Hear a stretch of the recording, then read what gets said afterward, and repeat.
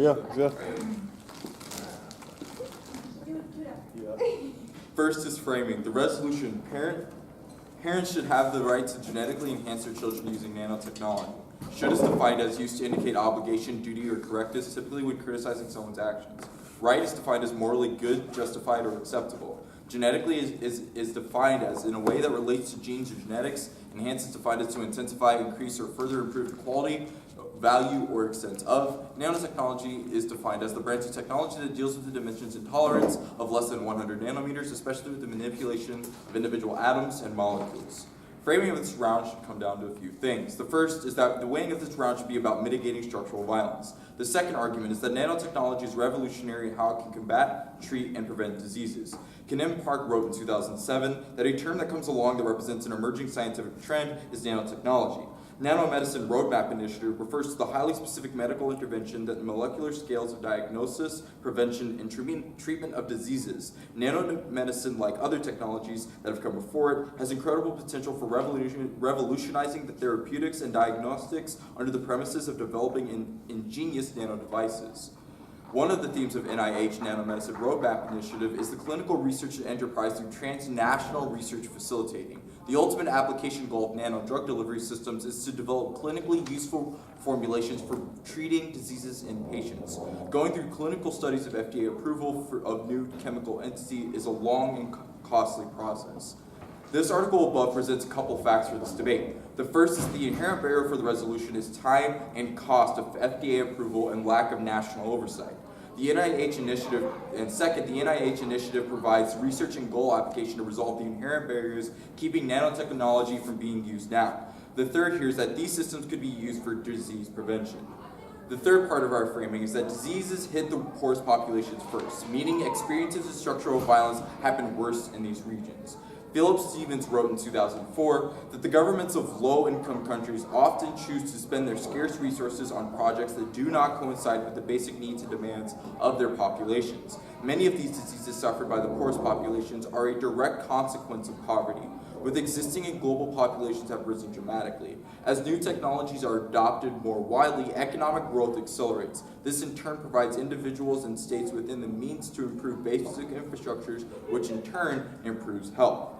This means several things for the affirmative. First, if we can prove that the resolution would be a good idea and that can openly be accessible post the affirmative, then we can win that we can improve areas where structural violence exists. Second, this means that we don't have to win our advantages entirely, just that the advancement of technology that could be used through the NIH would spread globally. Thus, the plan: the United States federal government should grant parents the right to genetically modify their children using technology for disease prevention. Again, thus the plan is the United States federal government should grant parents the right to genetically modify their children using technology for disease prevention.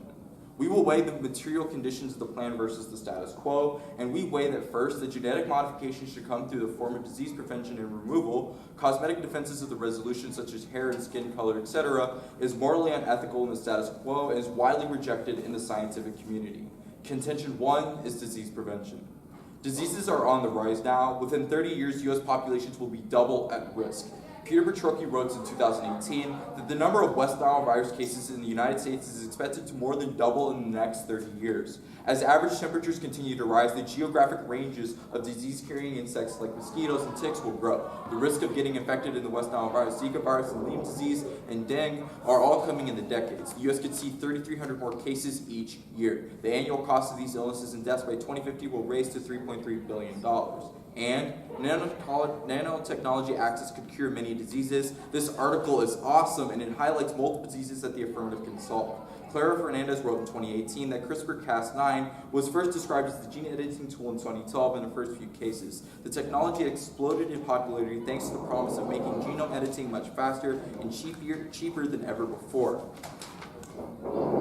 There are 7 diseases that scientists are already tackling with the help of CRISPR technology, which could eventually become some of the first conditions ever treated with revolutionary technology. The first of which is cancer. One of the first and most advanced CRISPR clinical trials, which is being used in China, is assessing the potential for gene editing tool in patients with advanced cancer esophagus. The second is blood disorders. The CRISPR Therapeutics is working Chiasbis is the vivo CRISPR technology that is being whereas gene editing is delivered directly to the liver, blindness, AIDS, as well as cystic fibrosis, muscular dystrophy, and Huntington's disease. These versions of CRISPR-Cas9 that include self-destructive button for the Cas9 enzyme, meaning that CRISPR is destructive to the code sequence.